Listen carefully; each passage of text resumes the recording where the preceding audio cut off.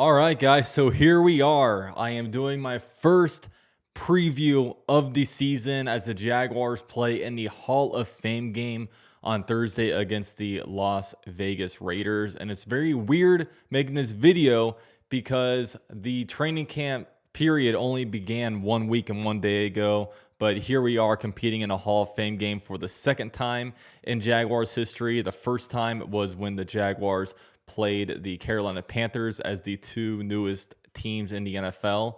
And the Jaguars, let's go out here and make the most of it. I know this probably comes at a really good time of year. I guess good time in the Jaguars era. Just because usually every year I go to the training camp practices, but this year it's closed to fans to come there, so fans cannot go this year, and that just comes in a year where the team has an extra preseason game. So that is very fun and exciting. And this game leads up to on Saturday where Tony Boselli becomes the first Jaguar inaugurated into the Hall of Fame. So a lot of fun things happening this week for us Jaguar fans, and I really can't wait for it. Now, I don't mean to bring us down back to earth, but Doug Peterson spoke to the media today, and as expected, he said that Trevor Lawrence and Travis Etienne will be out.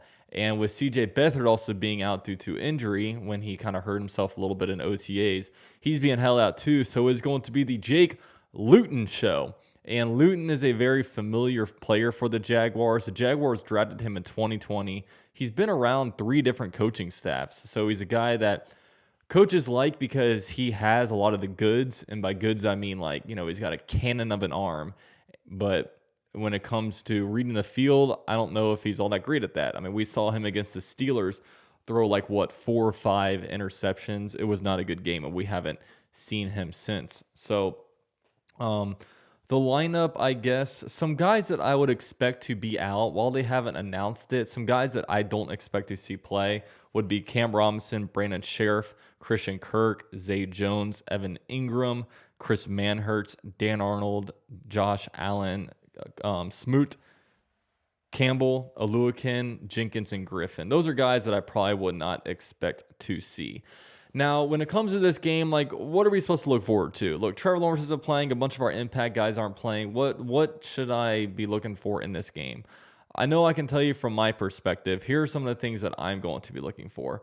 I'm going to be looking at the rookies. Let's see what rookies play. I'd imagine all the rookies are going to be playing. I can't imagine holding anybody out unless obviously there might be some injury concerns. But Trevon Walker, let's see him. Let's see our brand new number 1 overall pick Toy go out there and see if he can manhandle some people the way Josh Allen did his rookie year against the Dolphins. I remember it was really cool seeing that. Also, Lloyd is going to be out because he's been kind of hampered with injury, so don't expect to see him. There's also Luke Fortner. He's projected to be the starting center. He is the starting center right now in the depth chart that came out. I would expect to have him play and get brought up to speed and just get used to being in 100% contact. Chad Muma out there at linebacker, a 3rd-round pick that we got. Snoop Connor, I imagine, is going to be heavily involved. I would probably say at least 10 carries for Snoop Connor. I think we're going to get a heavy dosage of him, which will be exciting. And then our other 7th-round pick cornerbacks, Gregory Jr. and Monteric Brown. So I don't know the level of different guys are going to be playing, but I'm interested to see these rookies in a Jaguar uniform for the first time. The next thing I'm going to be looking for is the wide receivers. Now, historically, in the past decade, the Jaguars have had some wide receivers really come onto the scene and show some really good stuff, whether it be Allen Hurns, he was an undrafted rookie. Keelan Cole, he was an undrafted rookie. Alan Lazard, who had a good preseason, but the Jaguars cut him, and then now he's living it up over there in Green Bay with Aaron Rodgers. He was with the Jaguars during the preseason. He had a good preseason. So maybe there's some new guys that kind of come onto the scene. I know Kevin Austin Jr. was a guy a lot of people had their eyes on, although he's had a little bit tough of a camp. Lawan Winningham has apparently shown some really good stuff. He's an undrafted rookie, so he's a guy that I might be looking for. Some other guys is Jeff Cotton, who had a good preseason last year, and also Tim Jones kind of appeared near, ahead of some people on a depth chart. So that's another guy to look at. So with wide receivers, it's an easy thing to see because these guys are catching the ball and making moves. So that's a big thing. Also, I wonder which second-year players are going to play. Trevor Lawrence, ETN, they're not playing. It's already been announced. I wonder Walker Little. I mean, I think he's going to be the starting right tackle when week 1 comes. Right now, he's the backup right tackle. He didn't play every game last year. I think he played like 25% of the games. So go out there and play him. Get him up to speed. He didn't get enough.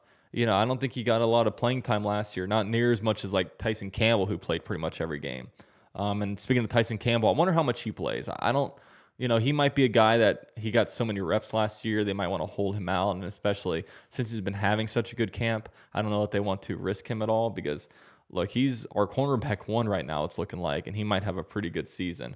Andre Cisco, him similar to Walker Little, did not get a lot of playing time last year, did not play like all the games. So I would hope to see him out there playing, at least a quarter. So these are some guys, and also Luke Farrell, the tight end. I know he isn't talked about a lot, but when you look at the tight end room right now, Dan Arnold, Chris Manhertz, Evan Ingram, they're all projected to be free agents next year. So Luke Farrell, by default, might be on the team next year just because he's all the Jaguars have left. So I wonder if he can come out there and have any impacts for the Jaguars. That's a guy that I'll be looking at. Now, also offensive line. Mainly, I want to see who plays where. Like, is Shatley, does he start at left guard? Does he move to center when the twos come in? What about Ben Barch? Does he stick to left guard, or is he going to play a little bit of center, right guard? What do they do with him? Well, Richardson's also a guy that moves around a good bit, so I want to kind of see where these guys line up. Kickers, the kicking competition, or like I said in my last video, Survivor, who lasts? Does Ryan Santoso have a good game? What about the new guy, Elliott Fry? I mean, the preseason, oftentimes that is when you win or lose these competitions. So we're going to see firsthand. I wonder how the Jaguars handle it. I imagine Ryan Santoso will, get to attempt the first kick, but do they switch off? Is one guy the first half guy, the other guy the second half guy? Do they give guys entire games? I don't know. I'd be interested to see how Doug Peterson handles that competition. And lastly, the Jaguars released an unofficial depth chart. And this is very unofficial, but it's always interesting looking at it. I think this updates every week or 2 weeks. I don't know I forget how often it updates, but this is the August 2nd edition. Some good things that stood out was that Fortner, as expected, is a starting center. Jawan Taylor will be the starting right tackle, even though he's been injured a little bit during training camp. They did go ahead and designate him as a starting right tackle. James Robinson was this RB1 over Travis Etienne, which, we don't know when James Robinson is going to be back. So I wonder if that sticks.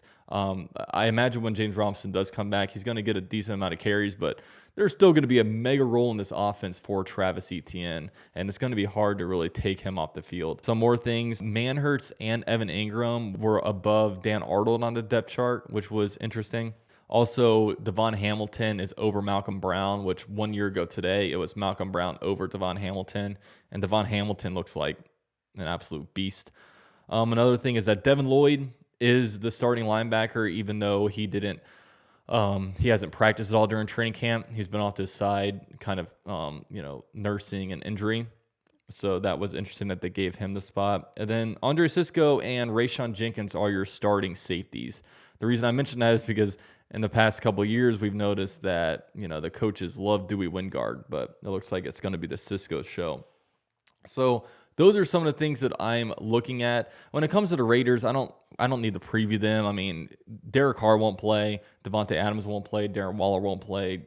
The Chandler Jones won't play. I mean, when it comes to quarterbacks, we're either going to see Jarrett Stidham or we're going to see Nick Mullins, which would have been funny if it was Nick Mullins versus CJ Beathard, but I don't know who's going to be seen on their side. I haven't done any research on the Raiders end, but, this is the preseason. You're more focusing on your own team because there's no game planning.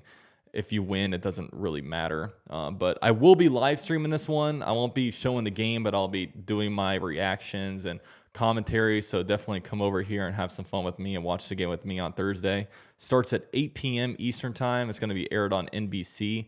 So figure out how you're going to stream it or whatever. And yeah, looking forward to it. First bit of preseason action, get these guys in pads, actually see some guys get taken to the ground, and it's gonna be fun, hopefully. With all that said, thank you guys so much for watching. Go Jags. Okay, Jacksonville Jaguars, too much for your crew to handle. Keep it lit, and this is the #1 YouTube channel by UCF Jaguar. Yeah, we about to blast off. If you've been a fan, then this is the dopest platform. Yeah, never hold back. Gotta represent for the teal and black.